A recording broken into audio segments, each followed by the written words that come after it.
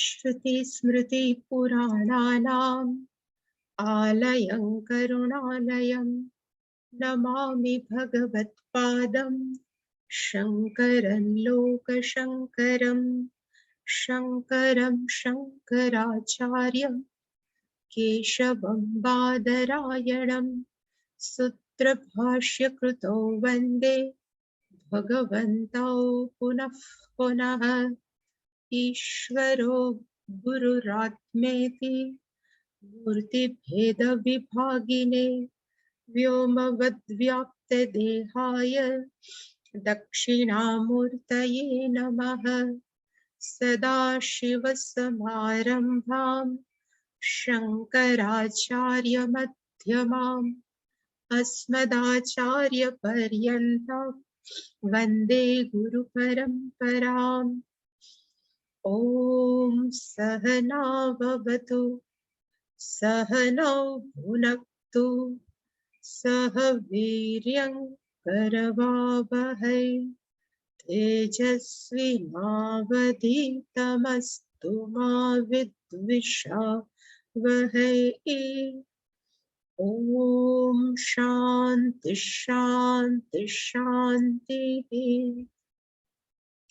सर्ववेदान्त सिद्धान्त गोचरं तमगोचरं गोविन्दं परमानन्दं सद्गुरुं प्रणतोऽस्म्यहम्। तत्त्वं पदाभ्यामभिधीयमानयोः ब्रह्मात्मनो शोधितयोर्यदित्थम् श्रुत्या तयो तत्त्वमसीति सम्यक् एकत्वमेव प्रतिपाद्यते मुहुः।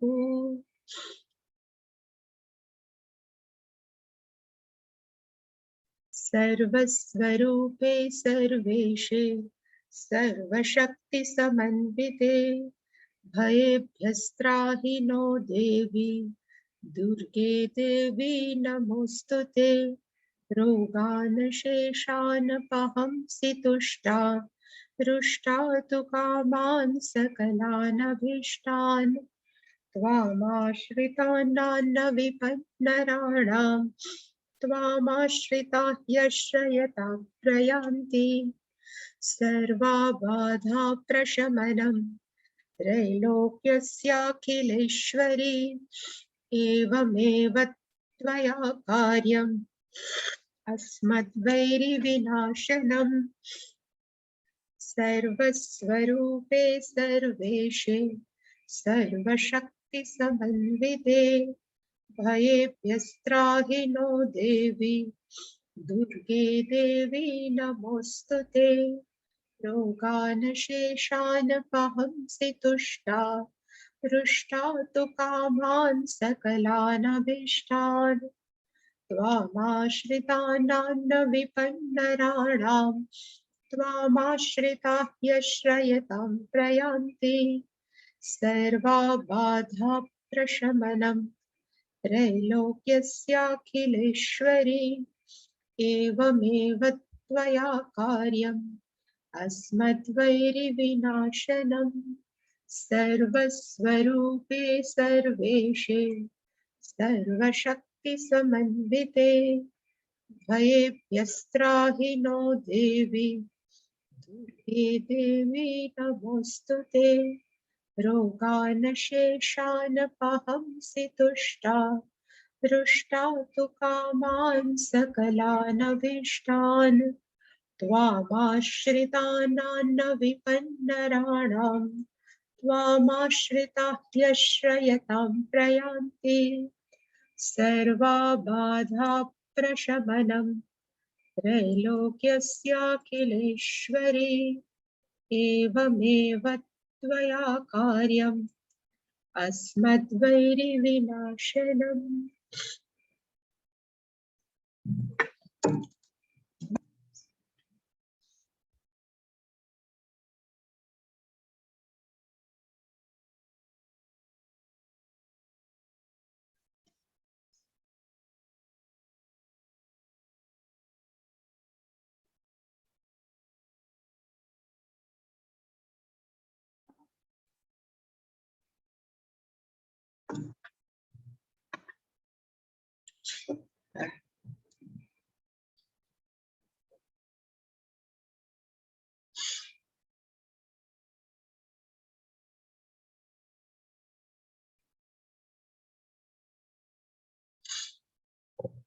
14મો શ્લોક. अधिकारिणमाशास्ते फलसिद्धिर्विशेषतः उपायादेशकालाद्याः सन्त्यस्मिन् सहकारिणः साधनान्यत्र चत्वारि कथितानि मनीषिभिः येषु सत्सेव सन्निष्ठा यद्भावेन सिद्ध्यति.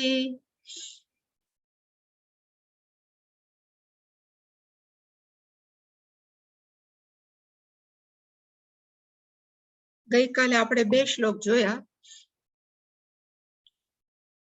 अधिकारिणम् आशास्ते फलसिद्धिः विशेषतः उपायाः देशकालाद्याः सन्ति अस्मिन् सहकारिणः.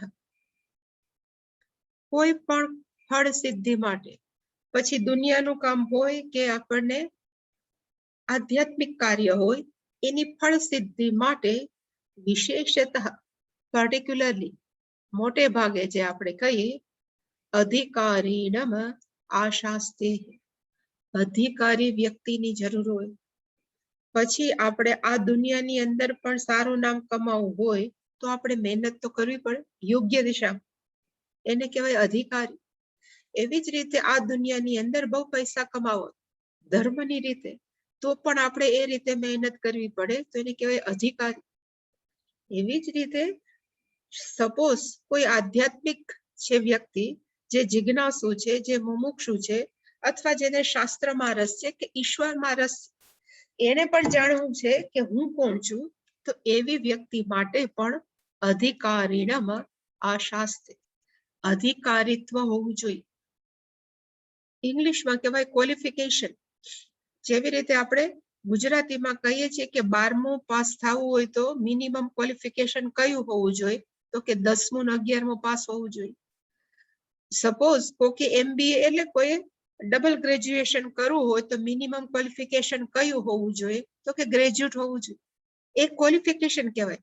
એવી જ રીતે ક્વોલિફિકેશન ગુજરાતી આઈ થિંક અધિકારી, યોગ્યતા. હા, યોગ્યતા આપણે સપોઝ. એવી જ રીતે આધ્યાત્મિક માર્ગની અંદર પ્રગતિ કરવી છે તો એની અંદર કઈ યોગ્યતાની આશા, આશાસ તેનો અર્થ આશા રાખે છે. કયું, તો કે શાસ્ત્ર કે ઈશ્વર આપણી પાસે અમુક પ્રકારની યોગ્યતાની આશા રાખે છે. અને માણસો ઘણીવાર એમ કહે છે કે મારો સમય ખરાબ છે, હું જે જગ્યાએ વૈસો છું એ જગ્યા ખરાબ છે. તો એવું કહેવામાં આવ્યું છે કે ના ના, દેશ એટલે કે જગ્યા કે સમય છે એ ખરેખર કેવું આપણને મદદ કરે છે, તો કે સહકારીના હશે. પણ મહત્વની વાત કઈ છે તો કે માણસ કેવો હોવો જોઈએ, તો કે અધિકારી. અધિકારી વ્યક્તિ હોય એ કોઈ પણ જગ્યાએ પણ મોક્ષ પ્રાપ્ત કરી શકે. અધિકારી વ્યક્તિ હોય એ કોઈ પણ સમયે પણ અભ્યાસ કરી શકે. એટલે આપણે જે ટાઈમ અને સમય કે સ્થળના આપણે કહીએ કે અમને બહુ સહકારી મદદરૂપ નથી, તો એ વાત ખોટી છે. મહત્વની વસ્તુ કઈ છે, તો કે મહત્વની વસ્તુ છે અધિકારીના. એ આપણે ગઈકાલે જોયું હતું. અહીંયા છે ઉપાયાહ દેશકાલાદ્યાહ અસ્મિન, અસ્મિન ફલ સિદ્ધિ વિષય, ફલ સિદ્ધિની બાબતની અંદર મારે આત્મજ્ઞાન પ્રાપ્ત કરવું છે, પણ જો મારું નસીબ નથી, મારે આત્મજ્ઞાન બહુ પ્રાપ્ત કરવું, પણ હું એ જગ્યાએ જન્મો છું કે મારે કઈ થતું નથી, મારે આ કરવું પડે છે. એ બધી જ માણસો જો વાત કરે એનો અર્થ કે હજી અંદર એટલી તીવ્ર જિજ્ઞાસા કે મુમુક્ષા નથી. જે તીવ્ર અને મુમુક્ષા છે એને કહેવાય અધિકારી. બીજા બધા તો સમય કે સ્થળ છે એ કેવું છે, તો કે આપણને મદદરૂપ થાય એની ના નહીં, પણ એને લીધે જ આપણે રહી ગયા એવું જરૂરી નથી. એ આ શ્લોકની અંદર કહેવા માંગે છે. તો જો અધિકારીત્વ મહત્વનું હોય, યોગ્યતા મહત્વની હોય, પછી આત્મજ્ઞાન માટે કયો કે ઇવન ઈશ્વર પ્રાપ્તિ માટે કયો, કોઈ પણ વસ્તુમાં આપણે આધ્યાત્મિક દ્રષ્ટિએ જો સિરિયસ હોય, જો ગંભીર હોય, તો પછી અધિકારીત્વ કોને કહેવાય, યોગ્યતા કોને કહેવાય. એટલે કે એના પછીનો શ્લોક જે આપણે 15મો જોયો હતો,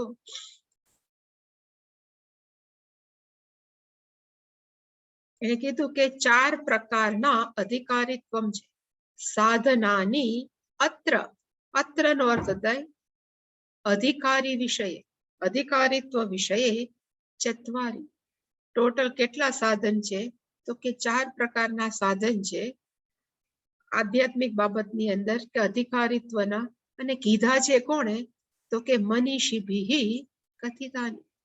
જે વેદજ્ઞ છે, જે શાસ્ત્રોને સમજવાળા છે. એક શબ્દ છે મનીષા. મનીષા પંચકમ છે, તમને જો ખબર હોય તો મનીષાનો અર્થ થાય આત્મજ્ઞાન. ગુજરાતીમાં તો મનીષાનો અર્થ થાય ઈચ્છાઓ, પણ શાસ્ત્ર ખાસ કરીને વેદાંતની બાબતની અંદર મનીષાનો અર્થ થાય આત્મજ્ઞાન. અને જેને આત્મજ્ઞાન છે એને કહેવાય મનીષી. જેવી પાસે ધન હોય એને કહેવાય ધની. એવી જ રીતે જેની પાસે આત્મજ્ઞાન હોય એને કહેવાય મનીષી. એટલે એકને કેટલા બધા આત્મજ્ઞાની હોય જેને આ વાત સમજાણી છે. એને કીધું કે 4 પ્રકારના સાધનો અધિકારીત્વ માટે જરૂરી છે, એ લોકોએ કીધા છે. અને પછીની જે લાઈન છે મેં એને કીધું કે અન્વય વ્યતિરેક છે, જેનું આપણે જોયું હતું યદ સત્વે યદ સત્વમ યદ અભાવે યદ અભાવમ તસ્ય તત્ કારણ. જે આપણે જોયું હતું આમાં બહુ મહત્વનું છે આ પણ, કે જો જે વસ્તુ હોય યદ સત્વે,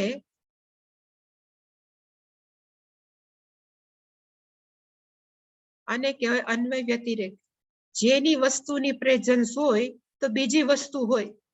જો પેલી વસ્તુની ગેરહાજરી હોય તો બીજી વસ્તુની પણ ગેરહાજરી હોય તો માનવું કે પેલી વસ્તુ છે એ બીજી વસ્તુનું કારણ છે. અને મેં ગઈકાલે પણ ઉદાહરણ આપ્યું હતું કે છીક આવી. ક્યારે આવી? તો કે જ્યારે પણ ધૂળ હોય છે ત્યારે છીક આવે છે. રજસ સત્વે જ્યારે ધૂળ હોય છે, છીક સત્વ ત્યારે છીક હોય છે. ધૂળ અભાવે છીક અભાવ. તો એનું કારણ શું થયું? તો કે તસ્ય કારણમ. એટલે કે પેલી વસ્તુ છે એ બીજી વસ્તુનું શું છે? તો કે કારણ. એવી જ રીતે આત્મજ્ઞાન, એને અર્થ થાય કે સાધન ચતુષ્ટય સંપત્તિ છે તો આત્મજ્ઞાન છે. સાધન ચતુષ્ટય સંપત્તિ અભાવે આત્મજ્ઞાનમ અભાવમ. તો આત્મજ્ઞાન છે એ કેના ઉપર આધારિત છે? તો કે સાધન ચતુષ્ટય સંપત્તિ. સાધની અત્ર ચત્વારી. એનો અર્થ અહીંયા યત સત્વે નો અર્થ થાય સાધન ચતુષ્ટય સંપત્તિ સત્વે. અહીંયા ખાલી એમ લખું કે સાધન ચતુષ્ટય સંપત્તિ સત્વે આત્મજ્ઞાનમ સત્વમ. આત્મજ્ઞાન હોય છે. કેટલાય વ્યક્તિઓ છે જે વેદાંતનો ઘણા વર્ષોથી અભ્યાસ કરે છે, પણ આપણે કહેવાય કે સાધન ચતુષ્ટય સંપત્તિ અભાવે, ચતુષ્ટય સંપત્તિ અભાવે આત્મજ્ઞાન અભાવ. માણસની અંદર આત્મજ્ઞાનનો અભાવ છે. તો એનું આપણે તારણ શું કાઢીએ? જેવી રીતે ધૂળ હોય છે ત્યારે જ છીક આવે છે, ધૂળ નથી હોતી તો છીક નથી આવતી. એનો અર્થ ધૂળ છે એ છીકનું કારણ છે. એવી જ રીતે સાધન ચતુષ્ટય સંપત્તિ છે એ આત્મજ્ઞાન માટેનું મહત્વનું કારણ છે. બીજા બધા સહકારી છે. સાધન ચતુષ્ટય સંપત્તિ કેવું છે? તો કે મુખ્ય કારણ. યેષુ સત્સુ એટલે કે સાધન ચતુષ્ટય સંપત્તિ છે એ આત્મજ્ઞાન પ્રાપ્ત કરવાનું મહત્વનું મુખ્ય કારણ છે. તસ્ય કારણ.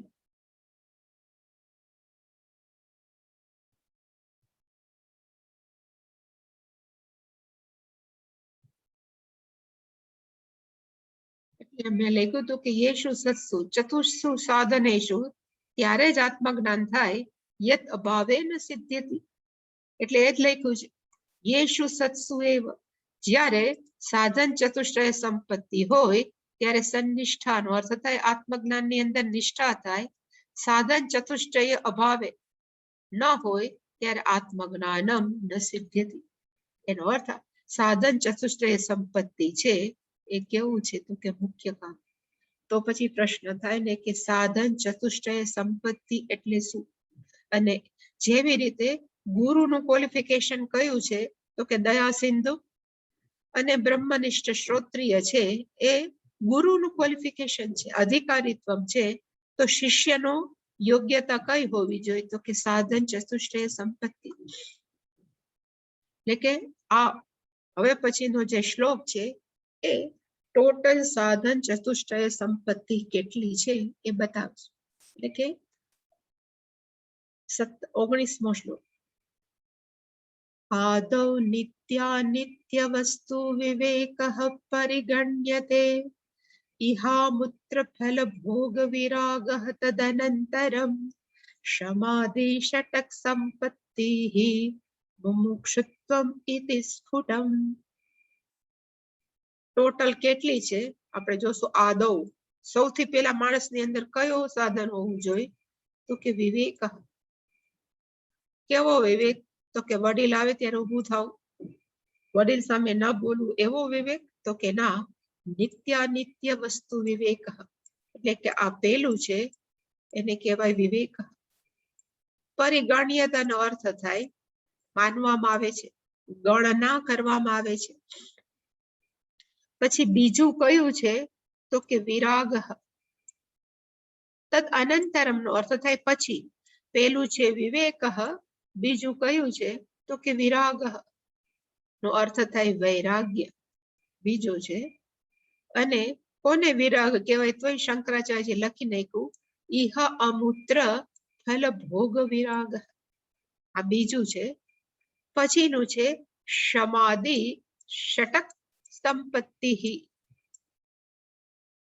આને કહેવાય ત્રીજું સાધન ચતુષ્ટય સંપત્તિ છે એ સમાધિ ષટક સંપત્તિ. અને ચોથું છે મુમુક્ષુત્વ. અને ચોથું સાધન ચતુષ્ટય સંપત્તિની અંદર ચોથાનું નામ છે મુમુક્ષુત્વમ ઇતિ સ્ફુટમ. આ સ્પષ્ટ રીતે સમજાઈ શકાય એમ છે, ક્લિયર છે. આદૌ એટલે કે પહેલા માણસની અંદર શું હોવું જોઈએ? તો કે વિવેક. વિવેકનો અર્થ શંકરાચાર્યજી પહેલા જ લખી નાખ્યો કે નિત્ય અનિત્ય વસ્તુ વિવેક.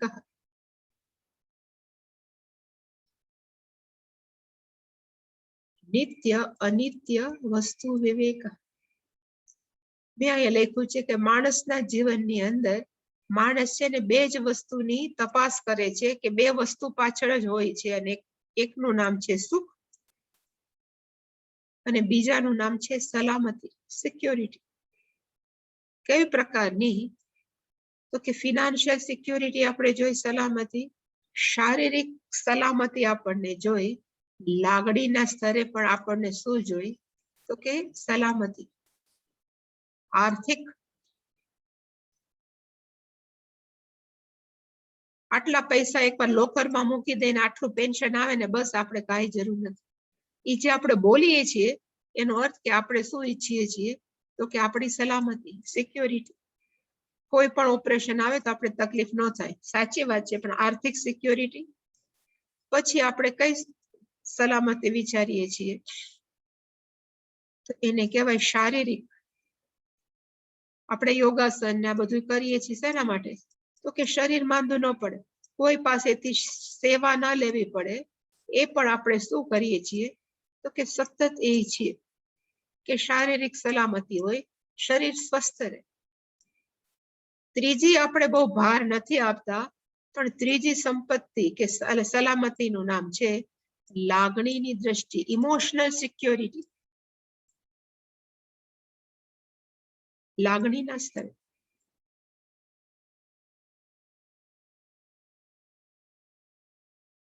એને ઇંગ્લિશમાં કહેવાય ઇમોશનલ. કોઈ પણ વ્યક્તિ સાથે આપણે રિલેશનશિપ બાંધીએ છીએ, પછી મિત્રતાની હોય કે ભગવાન સાથે હોય, પતિ પત્નીની હોય, મા બેન હોય, કોઈ પણ, એ બધી જ સંબંધો છે એની અંદર આપણે શું પોષીએ છીએ? તો કે આપણી લાગણી આપણે ત્યાં પોષીએ છીએ. લાગણીની દ્રષ્ટિએ કોક આપણી સાથે ન બોલે તો આપણે શું કામ અસ્વસ્થ થાય છીએ? કે આપણે લાગણીના સ્તરે આપણે કેવા છીએ? તો કે સ્વસ્થ નથી. એટલે કે બધી જ જગ્યાએ સલામતીનો અર્થ થાય. અત્યારે મને જસ્ટ વિચાર આવ્યો, સ્વસ્થતા.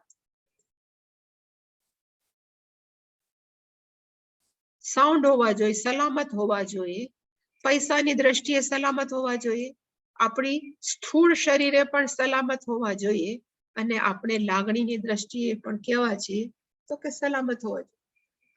અને ક્યાં સુધી તો કે જીવન જીવીએ ત્યાં સુધી.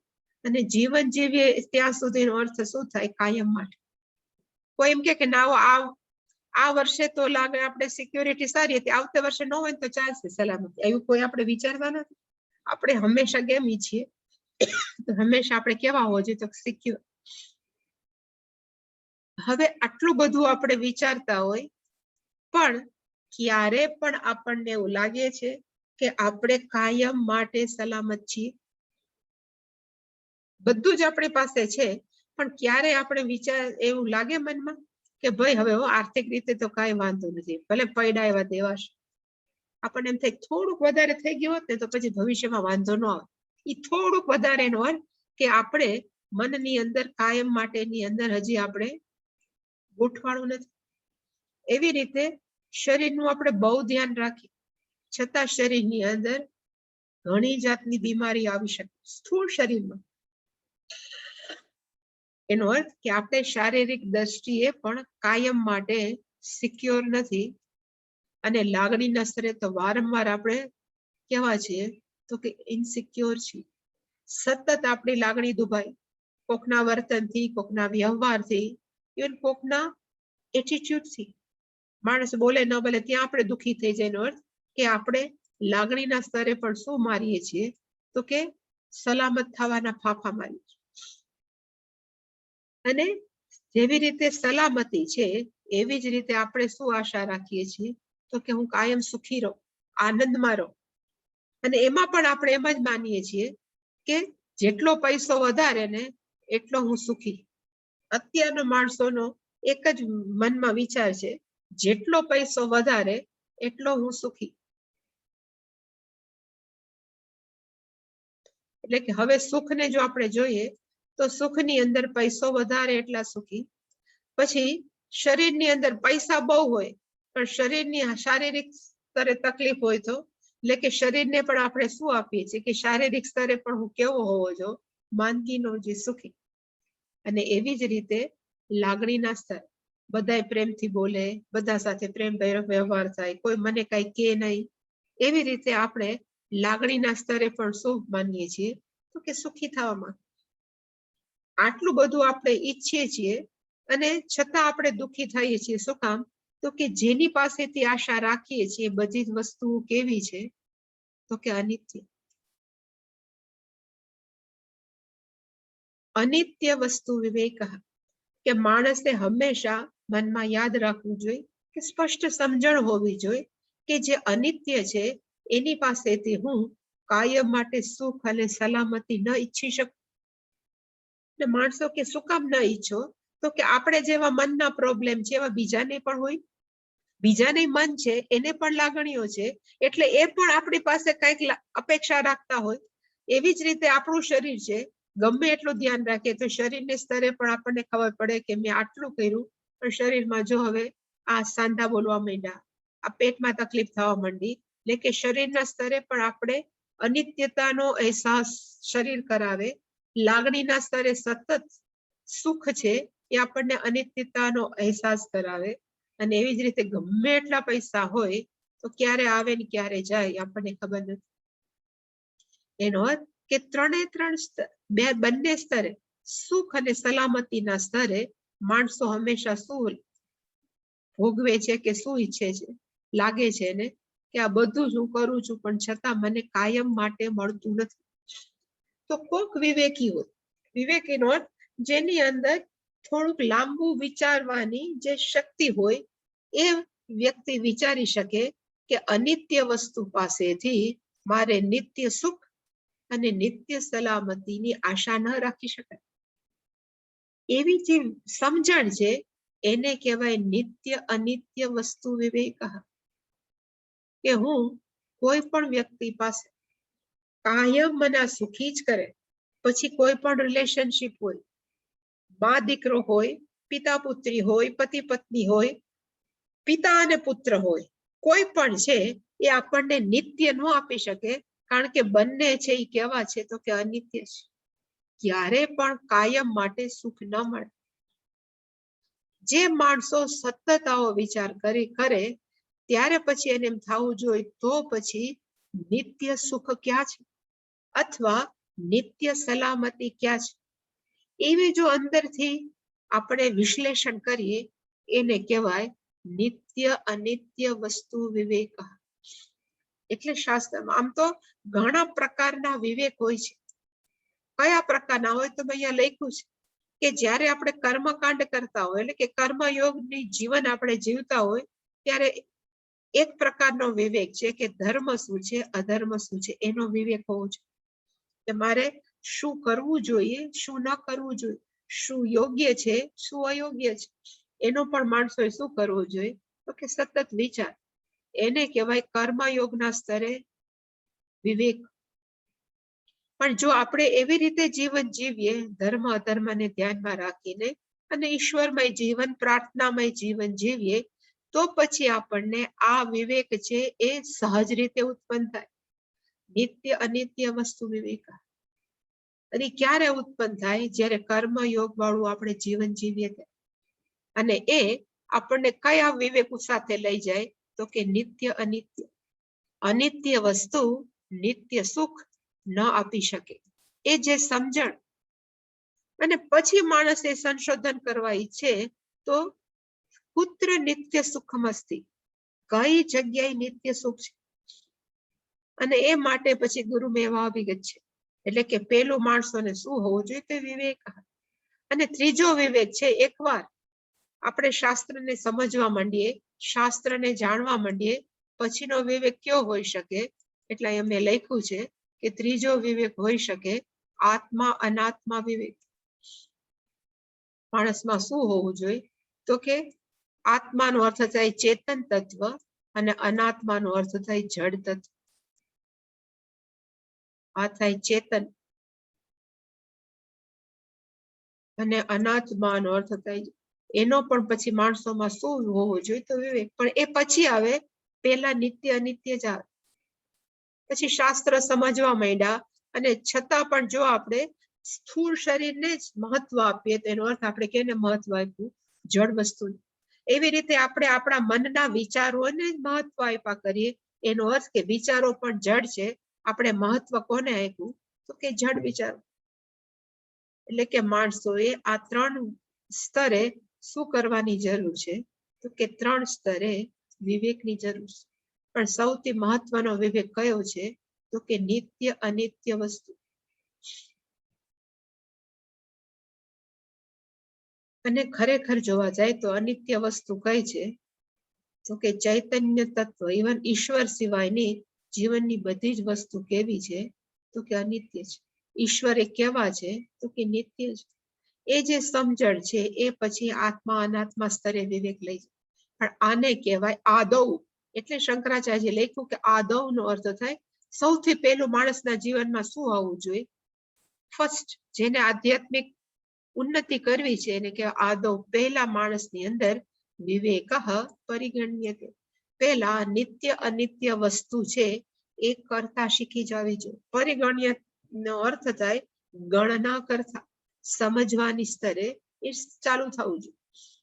અને એકવાર જો વિવેક આવે તો સહજ રીતે તદ અનંતરમ નો અર્થ થાય ઇમિડિયેટલી સહજ રીતે પછી શું આવશે તો કે વિરાગ. એટલે શંકરાચાર્ય લેખું આપણે જોઈએ તદ અનંતરમ છે અહીંયા એના પછી. કેના પછી તો કે વિવેક પછી. તત એટલે કે વિવેક, અનંતરમ એટલે કે પછી વિવેક નિત્ય અનિત્ય વસ્તુનો વિવેક પ્રાપ્ત કર્યા પછી માણસની અંદર શું આવવો જોઈએ તો કે વિરાગ. રાગનો અર્થ થાય આસક્તિ. અત્યંત આસક્તિ હોય એને કહેવાય રાગ. એનો અર્થ થાય આસક્તિ.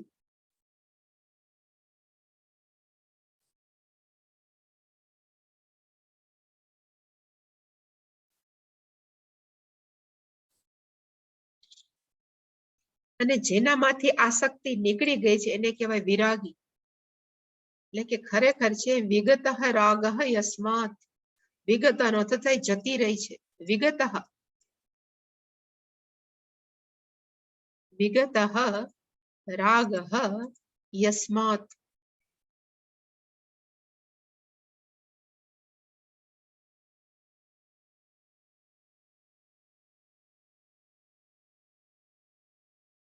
એને શું કહેવાય? તો કે વિરાગ. અને કેમાંથી આસક્તિ જતી રહી છે? એટલે શંકરાચાર્ય લખ્યું ફલ ભોગ. ભોગનો અર્થ થાય અનુભવ. અને કેવો અનુભવ? તો કે પોતાના કરેલા કર્મનું ફળનો અનુભવ. ફલ ભોગનો અર્થ થાય કર્મ ફળનો અનુભવ. ભોગ એટલે જલસા કરવા નહીં. ગુજરાતીમાં આપણે ભોગ ભોગવે છે બહુ, એટલે આપણા મનમાં એમ છે કે જલસા કરે, પણ ભોગનો અર્થ થાય હંમેશા કે અનુભવ કરવો. અને કેનો અનુભવ કરવાનો છે? તો કે ઇહ અમૂત્ર ફલ ભોગ વિરાગ. ઇહ નો અર્થ થાય આ જન્મની અંદર, નો અર્થ થાય પૃથ્વી લોક. ઇહ નો અર્થ થાય અહીં. અહીં એટલે અત્યારે ક્યાં? તો કે આપણે પૃથ્વી ઉપર રહ્યા છીએ. હવે આ પૃથ્વી ઉપર હું રહ્યો છું કે રહી છું, તો મેં આટલું કર્મ કર્યું છે, મને આટલું ફળ ન મળવું જોઈએ. એ જે વિચાર આવે છે એનો અર્થ કે આપણે હજી કેવો છે આસક્તિ.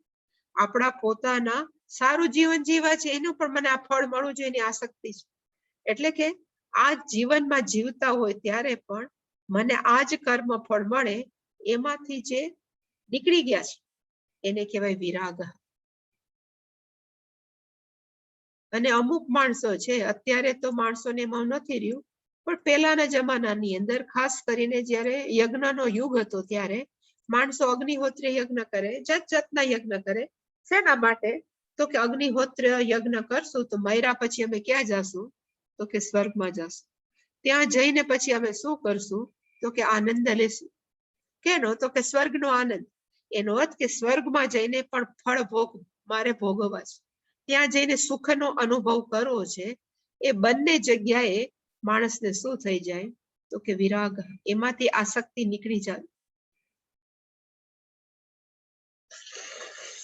અને હંમેશા યાદ રાખવું કે વિવેક છે ને એ બુદ્ધિના સ્તરે છે. આપણે વિવેક હૃદયથી જ ન કરીએ, આપણે હંમેશા વિવેક ક્યાં સ્તરે કરીએ? તો કે વિવેક છે એ બુદ્ધિના સ્તરે છે.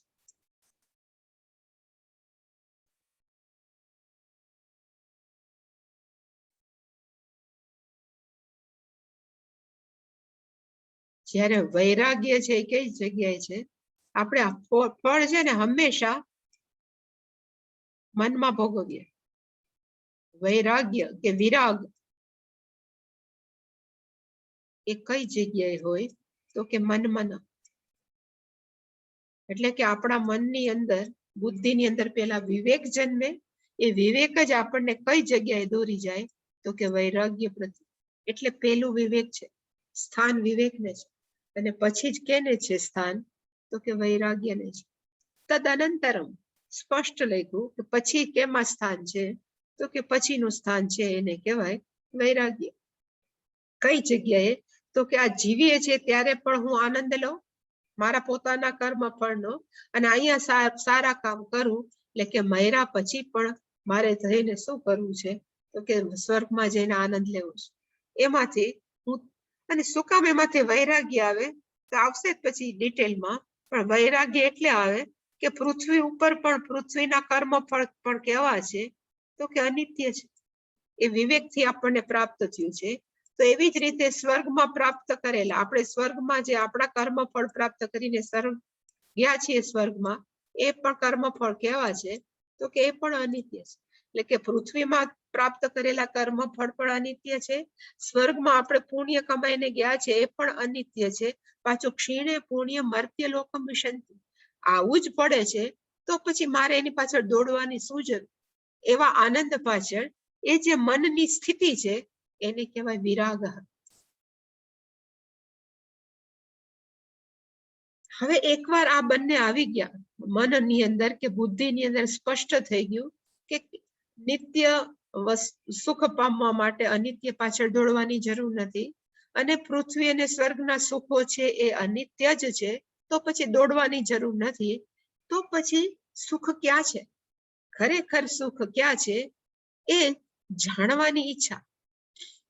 પણ એ જાણવાની ઈચ્છા થાય એ પહેલા શંકરાચાર્ય લખ્યું કે માણસની અંદર પછી શું ડેવલપ કરવાની જરૂર છે? શું ઉત્પન્ન કરવાની જરૂર છે? એટલે લખ્યું શમ આદિ ષટક સંપત્તિ. શરૂઆત છે એ શમ થી થાય, એટલે મેં 6 ટોટલ છે. શમઃ, દમઃ, ઉપરમઃ, શ્રદ્ધા, તિતિક્ષા, સમાધાન. આ 6 વસ્તુ છે એને શંકરાચાર્યજીએ સંપત્તિ નામ આપ્યું છે. આર્થિક સંપત્તિની જેટલી જરૂર છે એટલી જ આ આધ્યાત્મિક સંપત્તિની જરૂર છે. શમઃનો અર્થ આપણે જોશું, પણ શમઃનો અર્થ થાય મન ઉપર કાબુ.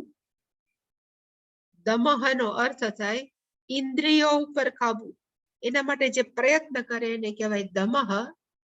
ઉપરમઃનો અર્થ થાય પેલા આપણે શમઃ અને દમઃ માટે પ્રયત્ન બહુ કરવો પડે. મનને એકદમ કાબુમાં રાખવું પડે કે ઇન્દ્રિયોને કાબુમાં. પણ એક વખત એવો આવે કે શમ અને દમઃ નેચરલ થઈ જાય, સહજ થઈ જાય. એ સહજ શમ અને દમને નામ શું આપવામાં આવ્યું છે? તો કે ઉપરમ. શમ અને દમની સહજ સ્થિતિ એને કહેવાય ઉપરમ. આ ત્રીજું ષટક સંપત્તિની અંદર. પછીનો શબ્દ છે શ્રદ્ધા. શ્રદ્ધા આવશે, એક એક શ્લોક આવશે. શ્રદ્ધા કોને કહેવાય, ઉપરમ કોને કહેવાય. પણ છતાં શ્રદ્ધાનો અર્થ થાય શાસ્ત્રને પ્રમાણ તરીકે સ્વીકારવાનું આપણું જે મનની કેપેસિટી. જેવી રીતે 5 જ્ઞાનેન્દ્રિયોને આપણે દુનિયાને પ્રાપ્ત કરવાના જ્ઞાનનું સાધન માન્યું છે કે 5, એટલે તેને જ્ઞાનેન્દ્રિયો કહેવાય છે. કે ઇન્દ્રિયો છે આ 5 એ મારું જ્ઞાન પ્રાપ્ત કરવાનું શું છે? તો કે સાધન છે. એવી રીતે શાસ્ત્ર પણ આત્મજ્ઞાન પ્રાપ્ત કરવાનું સાધન છે, પ્રમાણ છે. એવી રીતે સ્વીકારવું એને કહેવાય શ્રદ્ધા. કારણ કે અત્યારે તો કહેવાય ને સાયન્ટિફિક યુગ છે. માણસો એમ કે પાપ પુણ્ય છે એ ક્યારે તમે જોયા છે? એમ માણસો પૂછે. ઘણીવાર માણસો એમ પૂછે છે કે સ્વર્ગ, માણસો વાત કરે છે સ્વર્ગ તમે જોયું છે? કારણ કે આ બધું છે શાસ્ત્રમાં છે તો આપણે સ્વીકારવું જ રહ્યું. અને પાછી એકવાર સ્પષ્ટ કરું, ત્યારે પણ આપણે કરશું કે જ્યારે 5 જ્ઞાનેન્દ્રિયોનું ક્ષેત્ર પૂરું થાય ને ત્યાં જ શાસ્ત્રનું ક્ષેત્ર પ્રમાણ તરીકે કે સાધન તરીકે ચાલુ થાય. એટલે કે શાસ્ત્રમાં જે પણ લખ્યું છે સાચું જ છે એવી સંપૂર્ણ વિશ્વાસ એને કહેવાય શ્રદ્ધા. પછીનો છે શબ્દ એને કહેવાય તિતિક્ષા. તિતિક્ષાનો સારું ગુજરાતી થાય સહન શક્તિ. સહિતુમ ઈચ્છા એને કહેવાય તિતિક્ષા. સહન શક્તિ કેને કહેવાય? કે જે પણ શારીરિક કે આર્થિક કે કોઈ પણ તકલીફ થાય એને આપણે ભોગવવી તો પડવાની જ. આપણે માંદા પડે તો આપણે ભોગવવું પડે, આર્થિક રીતે ફટકો પડે તોય ભોગવવું પડે. પણ આ બધા ભોગવતી વખતે આપણે કચકચ ન કરીએ. એમને આપણે સહજ રીતે જે સ્વીકારી લે એને કહેવાય તિતિક્ષા. નહીતર માંદા પડે તો ઘણી વ્યક્તિ એવી છે કે આખા ઘરવાળાને, કેટલા માણસો હોય ને પરિવારને, બધાને ખડે પગે રાખે, હું માંદો છું મારી સેવા કરું. અને પછી માંદગી પતી જાય તો પણ કચકચ કર્યા કરે. એને તિતિક્ષા ન કહેવાય. તિતિક્ષાનો અર્થ થાય સહન શક્તિ. જે છે, જે તકલીફ છે એ પ્રેમથી સ્વીકારવાની માનસિક તૈયારી, તિતિક્ષા. અને છેલ્લું છે આમાં સમાધિ ષટક સંપત્તિની અંદર સમાધાન. સમાધાનનો અર્થ થાય ચિત્તસ્ય એકાગ્રતા. આપણું ચિત્ત, આપણું મન છે એ કેવું હોવું જોઈએ? એકાગ્ર. એને કહેવાય સમાધાન. ચિત્તસ્ય એકાગ્રતા છે ને એ તત્વબોધમાં છે, પણ ડિટેલ આપણે સમાધાન આવે ત્યારે જ જોશું. પણ આને કહેવાય ચિત્તની એકાગ્રતા.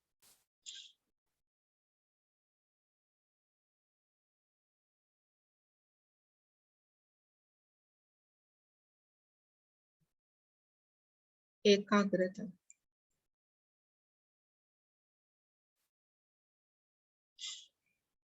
આને કહેવાય શમ આદિ ષટક સંપત્તિ.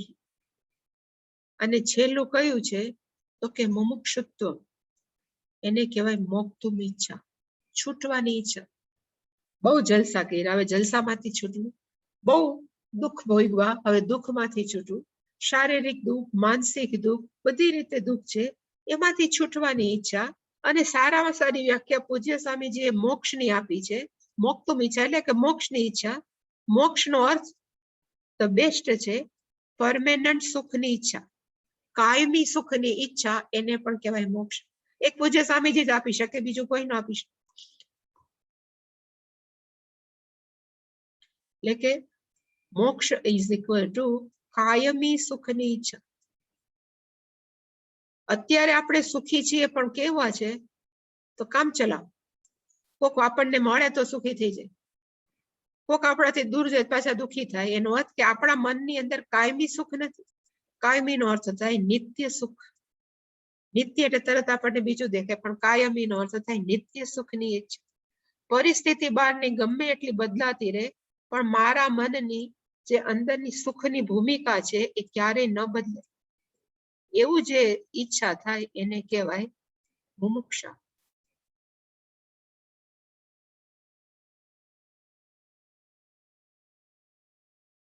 અને માણસોએ પ્રયત્ન ક્યાં કરવાની જરૂર છે તો કે સાધન ચતુષ્ટય સંપત્તિ વધારવાની જરૂર છે. સુખની ઈચ્છા જેટલી સાધન ચતુષ્ટય આપણામાં છે જ, ન હોય તો અહીંયા કોઈ માણસો બેસે જ નહીં. પણ અમુકની અંદર 10% હોય, 25%, આપણને 50%, 60, 70. પણ મહત્વની વસ્તુ કઈ છે કે આ છે એટલે ટોટલ 9 છે. વિવેક વૈરાગ્ય એ 2, 3, 4, 5, 6, 7, 8 અને મુમુક્ષુત્વમ 9. એ ટોટલ 9 વસ્તુ છે. એ બને ત્યાં સુધી આપણે આંતરિક સંપત્તિ જેટલી વધારશું એટલું વેદાંત છે એ આપણને સ્પષ્ટ થશે. માણસો બહુ બોલે છે કે અમને કઈ સ્પષ્ટ નથી થતું, અમને મજા નથી આવતી. એનું કારણ વેદાંતનો વાંક નથી, પણ આપણો વાંક કોનો છે તો કે હજી આપણે એવા યોગ્ય નથી બન્યા. આપણે આપણું પાત્ર છે એ હજી તૈયાર નથી કર્યું. એટલે કે આ પાત્રતા પ્રાપ્ત કરવા માટેની જ આ 9 છે એ ગુણ છે કે ક્વોલિટી છે. જો આ 9 હશે તો આત્મજ્ઞાન છે એ તો સહજ આવી જશે. એટલે કે આત્મજ્ઞાન પ્રાપ્ત કરવા માટે વધારે થોથા કરીને ગોખવાની જરૂર નથી. માણસોએ ખરેખર મહેનત ક્યાં કરવાની જરૂર છે કે મારી અંદર હજી શું ખૂટે છે. આ 9 સંપત્તિમાંથી, સાધન ચતુષ્ટય સંપત્તિમાંથી એ જ માણસોએ પ્રયત્ન કરવાની જરૂર છે. અને શંકરાચાર્ય લખ્યું ઇતિ સ્ફુટમ નો અર્થ થાય આ સ્પષ્ટ છે કે આ 9 સાધન ચતુષ્ટય આમ છે 4, પણ સમાધિની અંદર જે 6 છે એ થઈને ટોટલ 9 છે. એ સ્પષ્ટ છે. એ છે યેષુ સત્સુ નિષ્ઠા એવ. જો આ હશે તો જ્ઞાન પ્રાપ્ત છે. યદ અભાવે, જો આ બધા સાધન ચતુષ્ટય સંપત્તિ નહીં હોય તો તત અભાવ આત્મજ્ઞાનમ અભાવ. એટલે કે મહત્વ કેનું છે તો કે સાધન ચતુષ્ટય સંપત્તિ. આટલું સ્પષ્ટ કર્યા પછી હવે વિવેક કોને કહેવાય, પછી વિવેક કોને કહેવાય, વૈરાગ્ય કોને કહેવાય, એ શંકરાચાર્યજી એક પછી એક શ્લોક કહે છે. આ પહેલો 20મો શ્લોક છે કેના માટે છે તો કે 20મો શ્લોક છે વિવેક કોને કહેવાય.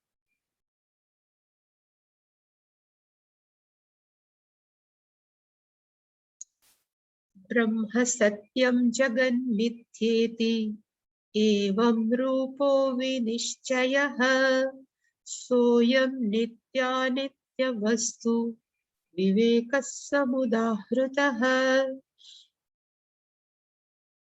પેલા આને આપણે જોઈએ. એવમ રૂપઃ વિનિશ્ચયઃ, જેને આવી રીતે સ્પષ્ટ થાય. એવમ રૂપઃ, આ પ્રકારે, વિનિશ્ચયઃ, જે સ્પષ્ટ થાય. અને સુસ્પષ્ટ થાય તો કે બ્રહ્મ સત્ય જગન મિથ્યા. શંકરાચાર્ય લખ્યું છે જો આપણને હજી બ્રહ્મ શું એ ખબર નથી તો પછી જગત મિથ્યા તો ક્યાંથી લાગે. પણ છતાં એને લખ્યું કે બ્રહ્મ સત્ય જગન મિથ્યા ઇતિ એવમ રૂપઃ વિનિશ્ચયઃ સહ અયમ નિત્ય અનિત્ય વસ્તુ વિવેકઃ સમુદાહૃત અર્થ કહેવામાં આવે છે. આજે હું 2-3 જણાની કહેવાય ને ઘણા શંકરાચાર્યજી આના ઉપર ટીકા લખી છે. હવે એને કીધું કે બ્રહ્મ સત્ય અને જગન મિથ્યા છે. હવે જેને વેદાંત જ નથી ભણ્યા તો એને બ્રહ્મ સત્ય જગન મિથ્યાનો અર્થ શું થાય એનું ઇન્ટરપ્રિટેશન કેવી રીતે કરવું? તો કે અહીંયા મિથ્યાનો અર્થ થાય અનિત્ય લેવો. મિથ્યાનો અર્થ શું લેવો? તો કે અનિત્ય. જગત કેવું છે? તો કે અનિત્ય. જો જગત અનિત્ય હોય તો કોક તો એવું વસ્તુ હોવું જોઈએ જેના ઉપર અનિત્ય જગત છે ટક્યું છે. અહીંયા મિથ્યાનો અર્થ કેવી રીતે લેવામાં આવે છે? તો કે અનિત્યતા અને બેસું, જે આપણે વિવેકમાં વ્યાખ્યા કરી કે આખે આખા 3 વસ્તુ છે. આર્થિક રીતે, બધી રીતે આપણે લાગણીના દ્રષ્ટિએ, શારીરિક દ્રષ્ટિએ આપણે બધી જ વસ્તુ કેવી છે? તો કે સલામતીમાં આપણે અનિત્ય છે. જો આખે આખું જગત અનિત્ય હોય તો સત્ય પુત્ર સત્ય છે. સત્યનો અર્થ થાય નિત્ય. અહીંયા બ્રહ્મ સત્ય છે તો અહીંયા સત્યનો અર્થ શું થાય? તો કે નિત્ય. તો પછી નિત્ય વસ્તુ કઈ છે? ભલે બ્રહ્મ ન આવડે પણ સામાન્ય માણસોને એક તો ખબર પડે. ઘણી વાર વેદાંતમાં આપણે જયારે ભણતા હોય ને ત્યારે હું એક કહું છું કે સપોઝ ટ્રેન દોડે છે, હંમેશા ચલન વસ્તુ છે. એ ટ્રેન દોડે છે, એ ક્યારે દોડી શકે કે એક વસ્તુ એવી છે જે હંમેશા સ્થિર છે ને કઈ છે? તો કે પાટા. એટલે ટ્રેન દોડી શકે. ધારો કે પાટા ન હોય તો ટ્રેન થોડી દોડવાની. એટલે કે પાટા છે, સ્થિર છે, એના ઉપર બીજું આ ટ્રેન શું થાય છે કે દોડે છે. એવી રીતે આપણા બધા રોડ્સ બનાવ્યા છે. રોડ છે એ રિલેટિવલી આપણને કેવા લાગે છે? તો કે સ્થિર લાગે. ભલે પૃથ્વી ગોળ ફરે પણ આ બધા રોડ્સ કેવા છે? તો કે સ્થિર છે. તો એના ઉપર મોટર કાર છે કે બસ શું છે? તો કે દોડી શકે. કે એક સ્થિર હોય એના ઉપર બીજા બધા અસ્થિર થઈ શકે. એવી રીતે આખે આખું જો જગત અનિત્ય છે તો પછી એવું કંઈક હોવું જોઈએ જે હંમેશા કેવું છે? તો કે નિત્ય છે. એ વસ્તુ કઈ છે એ જાણવાની જે ઈચ્છા થાવી એને કહેવાય વિવેક. એટલે શંકરાચાર્યજી આમાં નથી લખ્યું પણ એમ કહેવાય કે બ્રહ્મ સત્ય છે એ કેની અંદર આવે? તો કે નિત્ય. જગન મિથ્યા છે એ કેની સાથે આવે? તો કે અનિત્ય. તો જગત આખું જો અનિત્ય હોય તો પુત્ર સત્ય. ભલે બ્રહ્મ નો આવે પણ ખરેખર સત્ય શું છે, નિત્ય શું છે એનું સમજવાનો જે પ્રયત્ન કરવાય કે એવા માણસો વિચાર કરે એને કહેવાય વિવેક. અને આપણને કેવી રીતે આઈડિયા, કેવી રીતે ખબર પડે? એટલે મેં થોડાક અહીંયા કોટેશન મૂક્યા છે કે એક વિવેક કોને કહેવાય? તો મેં અહીંયા લખ્યું છે મારી રીતે, અનિત્ય વસ્તુ નિત્યમ સુખમ ન દદાતી. અનિત્ય વસ્તુ છે એ ક્યારે નિત્ય સુખને આપી ન શકે. એ આપણા મનમાં એક સ્પષ્ટ હોવું જોઈએ. અને કેટલા બધા આપણે ગીતા ભણીએ છીએ, આપણે વિષ્ણુ સહસ્ત્રનામના પાઠ કરીએ છીએ, ભજ ગોવિંદમાં આપણને આવડે છે, તો એની અંદર અમુક શ્લોકો એવા છે જે આપણને વિચારતા કરે ખરા કે ખરેખર જો આવું હોય તો આનું ખરેખર આની સત્યતા શું? એટલે આ છે ને 8મો અધ્યાય છે. મેં પેલું છે આ બ્રહ્મ ભુવનાથ લોક પુનરાવર્તિનો અર્જુન. ભગવાને અર્જુનને કીધું કે આ બ્રહ્મ ભુવનાથ નો અર્થ થાય ઇવન બ્રહ્મલોક થી આ પૃથ્વી સુધી બધું જ કેવું છે? તો કે પુનરાવર્તિન. બધું શું થાય છે? તો કે રિપીટ થાય છે. બ્રહ્માજીના 100 વર્ષ પૂરા થાય એટલે બીજા બ્રહ્માજી આવે. અને આપણા તો કેટલા હજારો ને લાખો જન્મો છે એ આવે છે ને જાય છે. એને કહેવાય આપણે બધા પણ કેવા છે? તો કે પુનરાવર્તિન. એટલે કે જીવનની અંદર આપણે જન્મીએ ને મરીએ, જન્મીએ ને મરીએ, જન્મીએ ને મરીએ, તો પછી આની અંદર ક્યારે એવું ખરું કે આ જન્મ ને મરણમાંથી છૂટી શકીએ? એવા આપણને વિચાર આવી શકે જો આપણું મન થોડુંક શાંત થયું હોય. કે આ એક ગીતાનો શ્લોક છે એ આપણને વિચાર કરવા પ્રેરિત કરે કે ખરેખર તો પછી સત્યતા ક્યાં છે? પછી એવી જ રીતે તમે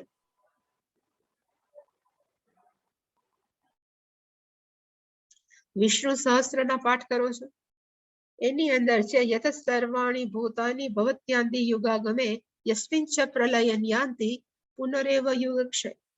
એની અંદર પણ શું કહેવા માંગે છે? વિષ્ણુ સહસ્ત્ર નામનું આ મહાત્મ્ય છે ને એની અંદરનો આ શ્લોક છે. એની અંદર ભીષ્મ પિતામહ છે એ યુધિષ્ઠિરને કહે છે કે સર્વાણી ભૂતાની, બધા જ પ્રાણીઓ છે એ યુગ આગમે, નવો યુગ ચાલુ થાય ત્યારે સર્વાણી ભૂતાની ભવંતી. વળી પાછા આપણે ન કરે વેકેશન પૂરું થાય વળી કામે ચડીએ, પછી વેકેશન પાછું આવે વળી પાછા કામમાંથી ઉતરી જાય. એવી રીતે આખે બધા જ જીવો છે એ યુગ ચાલુ થાય, સતયુગ ને આપણે દ્વાપર ને ત્રેતા, ત્યારે ભગવાન છે બધાને શું કરે, પાછા બહાર કાઢે, અવ્યક્તમાંથી વ્યક્ત કરે. અને વળી પાછું યસ્મિંચ પ્રલયમ, જ્યારે વળી પાછું પ્રલય આવે, યુગ ક્ષય થાય, ત્યારે વળી પાછા એ બધા કેવા થઈ જાય, તો કે પ્રલયમ યાન, વળી પાછા પ્રલયને પામે. એવું આપણે અસંખ્ય જન્મોથી કરીએ. તો પછી આમાંથી છૂટાય કે ન છૂટાય એવો જે વિચાર આવે એને કહેવાય વિવેક. એટલે આવા શ્લોક મૂકે છે. ઘણી વાર કે આટલા બધા શ્લોક શું કામ મૂકે જાત જાત? આ શ્લોક મૂકવા પાછળનું છે કે કોક જેનું કહેવાય ને કે પુણ્ય જાગે ઉઠ્યા, એને પછી ભગવાન એવો વિચાર આપે કે તો પછી વળી પાછું પ્રલય થાય એટલે સમય જવું, વળી પાછું બહાર નીકળવું, તો એની અંદરથી આપણે ક્યારે છૂટશું કે નહીં? એવો જ શ્લોક છે. આ 8મો અધ્યાય છે, એના માટે જ છે. 19મો શ્લોક છે. ભૂતગ્રામસ એવાયમ ભૂત્વા ભૂત્વા પ્રલીયતે રાત્ર્યાગમે વશઃ પાર્થ પ્રભવંતી અહરાગમે. અહીંયા અહીં સુધી રાખીએ. અવશઃ છે બેમાં. ભૂતગ્રામ નો થતા બધા જ પ્રાણીઓનો સમૂહ છે. એ શું કરે છે તો કે રાત્રિ આગમે, એનો અર્થ થાય જ્યારે પ્રલય થાય ત્યારે ભૂતવા ભૂતવા પ્રલીયતે, થઈને પાછો પ્રલય પામે, થઈને પ્રલય પામે. અને કેવી રીતે તો કે અવશઃ, પોતાના હાથમાં નથી.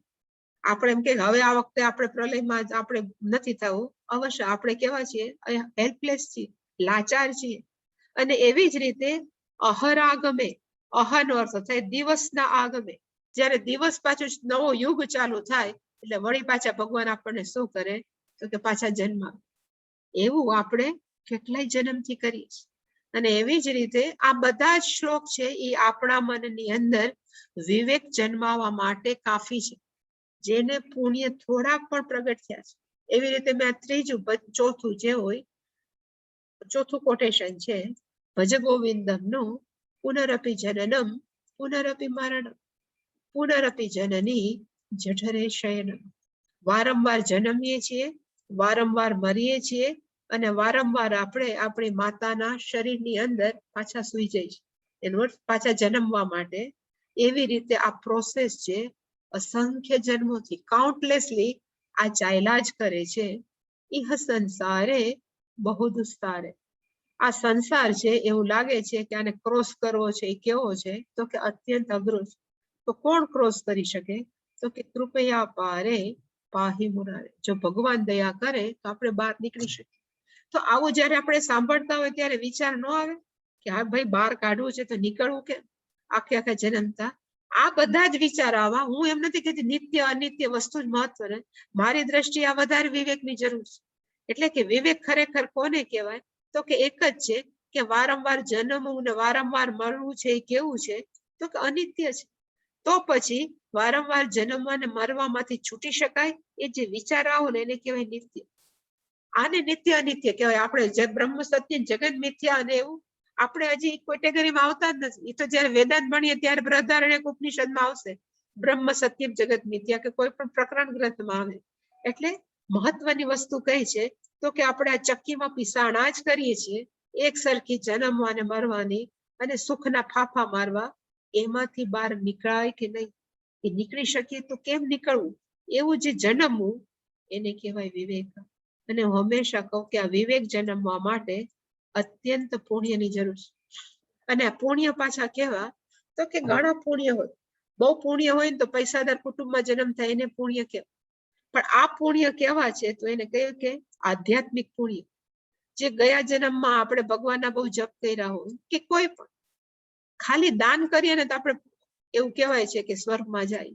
પણ જે બહુ જપ કરે, ભગવાનની સેવા કરે, કે કોઈ પણ એના માટે કરે, એ પુણ્ય છે એ આવો વિવેક જન્મવા માટે કેપેબલ છે, લાયક છે. એને શું કહેવામાં આવે છે તો કે વિવેક. એકવાર આ જાગે ને પછી પ્રોસેસ એક પછી એક ચાલુ થઈ જાય. પછી વૈરાગ્ય સહજ આવે. પછી વૈરાગ્ય આવે તરત એમ થાય કે હાલો પછી મનને કંટ્રોલમાં કરીએ કે ઇન્દ્રિયોને કંટ્રોલમાં કરીએ. પણ આદૌ સૌથી પહેલા મહત્વની વસ્તુ કઈ છે તો કે વિવેક. માણસની અંદર આ વિવેક જન્મવો જ જોઈએ કે હું આમાંથી કેમ છૂટું. બીજું કઈ નહીં, નિત્ય ને અનિત્ય નો આવે તોય ચાલે, પણ આમાંથી મારે છૂટવા માટે શું કરવું જોઈએ? ભગવાન આપણે પ્રાર્થના કરીએ કે કાંઈક એવો રસ્તો બતાવીએ કે આમાંથી કેમ છૂટવું. મેં ઘણી વાર કીધું છે કે જ્યારે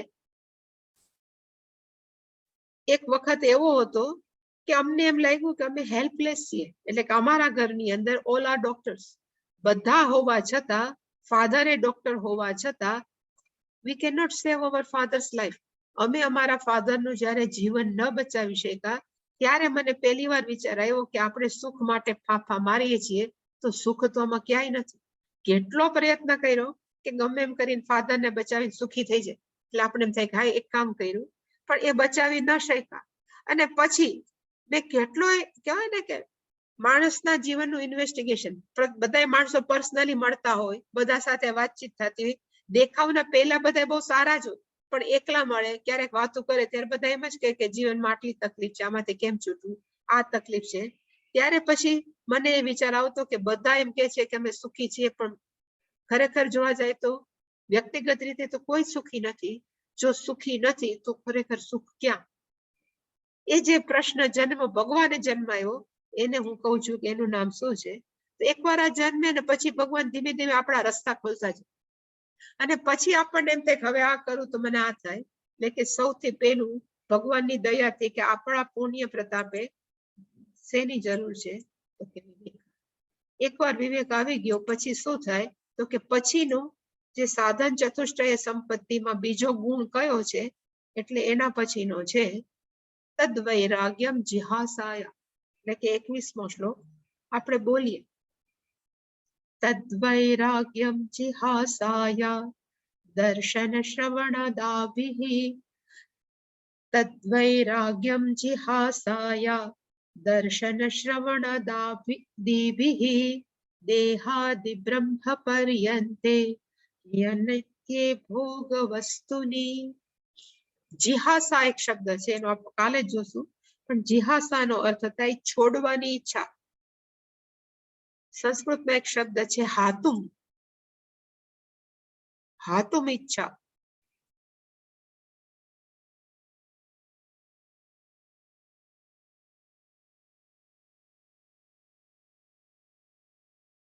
ને હાતુમ નો અર્થ થાય છોડવું.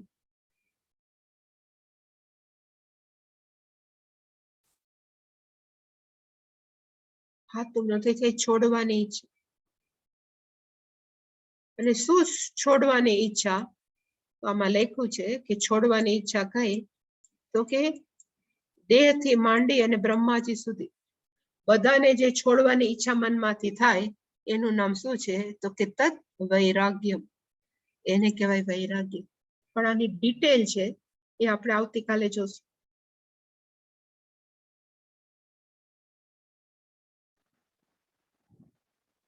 Any question? હરિઓમ માતાજી. હા બોલો માં. આ મારી ચોપડી છે ગીતા પ્રેસની, એમાં 21મો શ્લોક હા, એમાં બે વસ્તુ છે. હા, એમાં ખબર છે મને કે બે વસ્તુ છે. જિહાસા છે, જુગુપ્સા પણ છે, જિહાસા બે અલ્ટરનેટ છે, એમાં વાંધો નહીં. બે નો અર્થ એ જ છે. હા હા, હરિઓમ માતાજી. હરિઓમ. એ કાલે હું કહીશ તમને એની ડિટેલ. બીજો કોઈને પ્રશ્ન ખરો? તો પૂર્ણ બધા કરી લે. ઓમ પૂર્ણમદ પૂર્ણમિદં પૂર્ણાત પૂર્ણમુદચ્યતે પૂર્ણસ્ય પૂર્ણમાદાય પૂર્ણમેવાવશિષ્યતે. ઓમ શાંતિ શાંતિ શાંતિ. હરિ ઓમ. શ્રી ગુરુભ્યો નમઃ. હરિ ઓમ.